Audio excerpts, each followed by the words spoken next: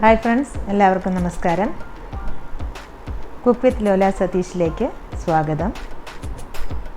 ഇന്ന് ഞാൻ ചെയ്യാൻ പോകുന്നത് ഒരു നാടൻ ഇലയടയാണ്.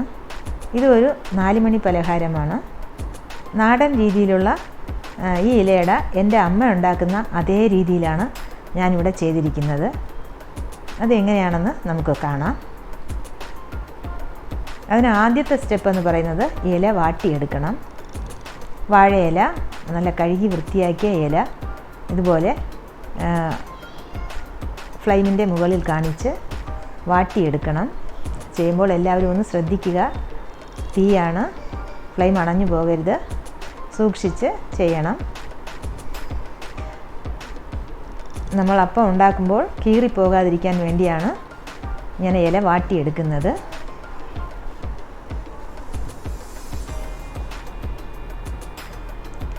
പിന്നെ നമ്മൾ ചെയ്യേണ്ടത് വെള്ളം നല്ലപോലെ തിളപ്പിച്ചെടുക്കുക.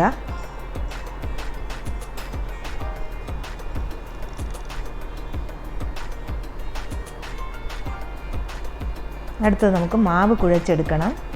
മാവ് നല്ല ഫൈൻ പൗഡറായിരിക്കണം. തരികളുണ്ടായിരുന്നാൽ അടയ്ക്ക് അത്ര ഒരു സ്വാദ് കിട്ടില്ല, സോഫ്റ്റ്നെസ്സും കിട്ടില്ല. അതുകൊണ്ട് നല്ല ഫൈൻ പൗഡർ, ഇടിയപ്പത്തിൻ്റെ പൊടിയോ അപ്പത്തിൻ്റെ പൊടിയോ ഒക്കെ നമുക്ക് ഉപയോഗിക്കാം. പത്തിരിപ്പൊടിയോ ഒക്കെ നമുക്കിതിന് വേണ്ടി ഉപയോഗിക്കാം. പിന്നെ ആവശ്യത്തിന് ഉപ്പ് ചേർത്ത് കൊടുക്കണം. മധുരമുള്ള അടയാണ്, അതുകൊണ്ട് ഉപ്പൊക്കെ നിങ്ങളുടെ ഇഷ്ടത്തിനനുസരിച്ച് ചേർത്താൽ മതി.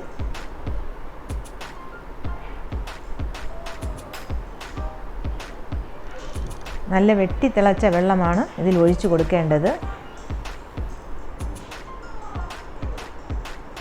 കുറച്ച് കുറച്ചായി ഒഴിക്കണം.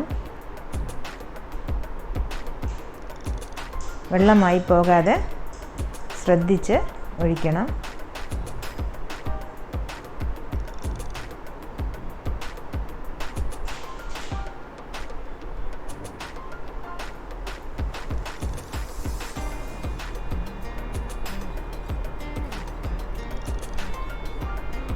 നല്ലപോലെ ഒന്ന് തവി ഉപയോഗിച്ച് ആദ്യം കുഴയ്ക്കണം. അതിനുശേഷം നമുക്ക് ചൂട് ആറിയതിന് ശേഷം കൈ ഉപയോഗിച്ച് നന്നായി കുഴച്ചെടുക്കാം.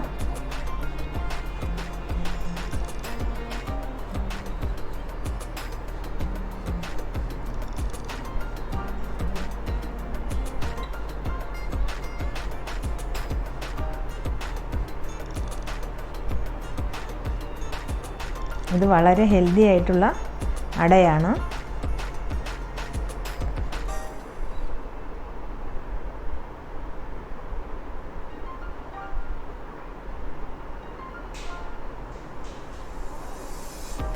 ഇത് ആദ്യം ഇങ്ങനെ ഇതുപോലെ കുഴച്ചതിന് ശേഷം നമുക്ക് കുറച്ച് നേരം തണുക്കാനായി വയ്ക്കാം.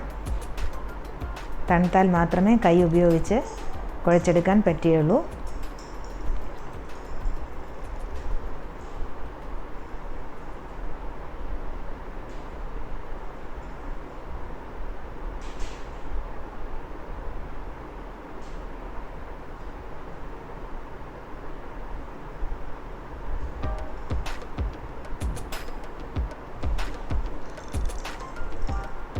ഇനി നമുക്ക് അടുത്ത പരിപാടി നോക്കാം. ശർക്കര ഉരുക്കിയെടുക്കണം. ശർക്കര ഉരുക്കിയതിന് ശേഷം അത് നന്നായി ഒരു സ്ട്രെയിനറിലൂടെ അരിച്ചെടുക്കണം. കല്ലും മണ്ണുമൊക്കെ കളയാൻ വേണ്ടിയാണ് അങ്ങനെ ചെയ്യുന്നത്. അതിനുശേഷം നമുക്കൊരു പാനിലെടുത്ത് അതൊന്ന് തിളച്ചതിന് ശേഷം തേങ്ങ ചേർത്ത് കൊടുക്കാം.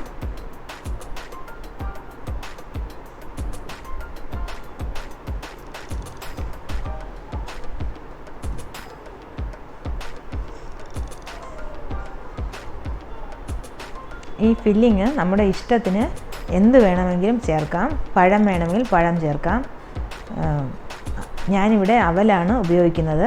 നല്ല ചമ്പ അവലാണ് ഇവിടെ ഉപയോഗിച്ചിരിക്കുന്നത്. അതിൻ്റെ സ്ഥാനത്ത് നമുക്ക് പയറ് വേണമെങ്കിൽ ഉപയോഗിക്കാം. അതൊക്കെ ഓരോരുത്തരുടെയും ഇഷ്ടത്തിനനുസരിച്ച് ചെയ്യാവുന്നതാണ്. ഇവിടെ ഞാൻ അവലാണ് ഉപയോഗിച്ചിരിക്കുന്നത്. നല്ല ഹെൽത്തി ആയിട്ടുള്ള ഒന്നാണ് അവൽ.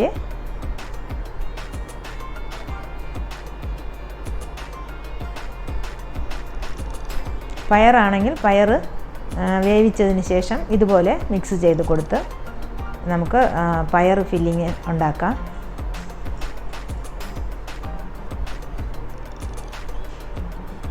പഴം വേണമെങ്കിലും വയ്ക്കാം. ഇനി നമുക്കിതിലേക്ക് ഏലക്കാപ്പൊടിയും കുറച്ച് നെയ്യും കൂടെ ചേർത്ത് കൊടുക്കാം. ഇതൊന്ന് തിക്കാവണം, കാരണം നമ്മൾ ഇലയിൽ പരത്തിയെടുക്കുമ്പോൾ ഫില്ലിങ് അതിനകത്ത് തന്നെ ഇരിക്കണമെങ്കിൽ കുറച്ച് കട്ടിയായി വേണം.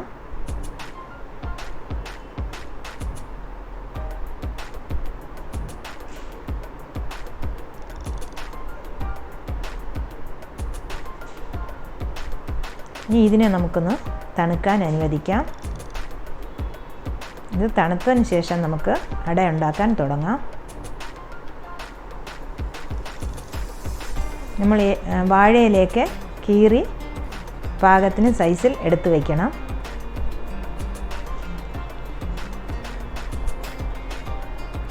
മാവ് കുഴച്ച മാവ് ഒന്നും കൂടെ സോഫ്റ്റ് ആകാൻ വേണ്ടി കുറച്ച് നെയ്യ് കയ്യിലെടുത്തിട്ട് ഇതുപോലെ നല്ലപോലെ ഒന്ന് പ്രസ് ചെയ്ത് എടുക്കണം.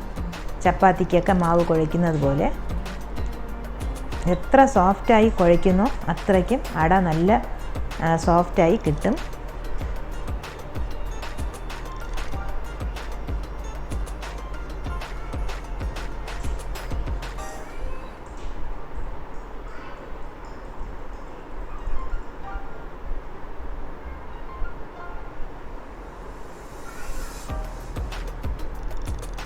ഇപ്പോൾ മാവൊക്കെ റെഡിയായി. ഇനി നമുക്ക് ഇല ഷേപ്പിന് ഇതുപോലെ ചെറിയ പീസുകളായി കീറിയെടുക്കാം.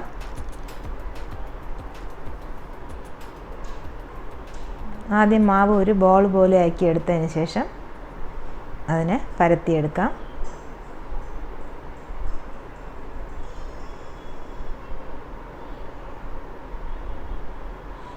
മാവ് നല്ല പരുവത്തിന് കിട്ടിയാലേ ഇതുപോലെ പരത്താൻ പറ്റുകയുള്ളൂ. മാവിൻ്റെ പരുവം ശരിയായില്ലെങ്കിൽ ഈ സൈഡൊക്കെ വെടിച്ച് അങ്ങനെ പോകും. നല്ലപോലെ നമുക്ക് പരത്തിയെടുക്കാൻ സാധിക്കില്ല. ഇടയ്ക്ക് കൈ ഒന്ന് നെയ്യിൽ മുക്കിയാൽ നമുക്ക് ഒട്ടാതെ ഇരിക്കും, ടേസ്റ്റും കിട്ടും.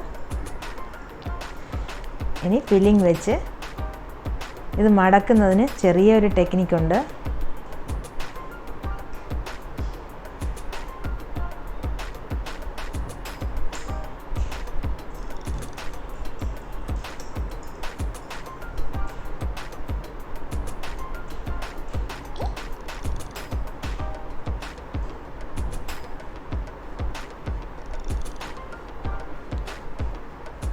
ആദ്യം ഇതുപോലെ ഒന്ന് മടക്കിയതിന് ശേഷം രണ്ട് സൈഡും ഒന്ന് ചെറുതായി മടക്കും. വീണ്ടും സൈഡിൽ നിന്ന് ഒരു ഫോൾഡിങ് കൂടെ. ഇപ്പോൾ നമ്മുടെ അട അകത്തുള്ള ഫില്ലിങ്ങൊക്കെ സെക്യൂറായി ഇരിക്കും. ഇതുപോലെ നമുക്ക് എല്ലാ അടയും ചെയ്തെടുക്കാം. പിന്നെ ഇഡലി പാത്രത്തിൽ ഒരു 20 to 30 മിനിറ്റ്സ് ആവി കയറ്റി എടുക്കണം.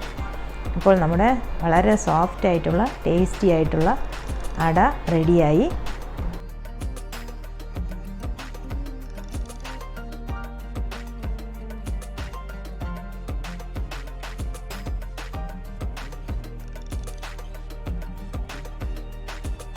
Thank you.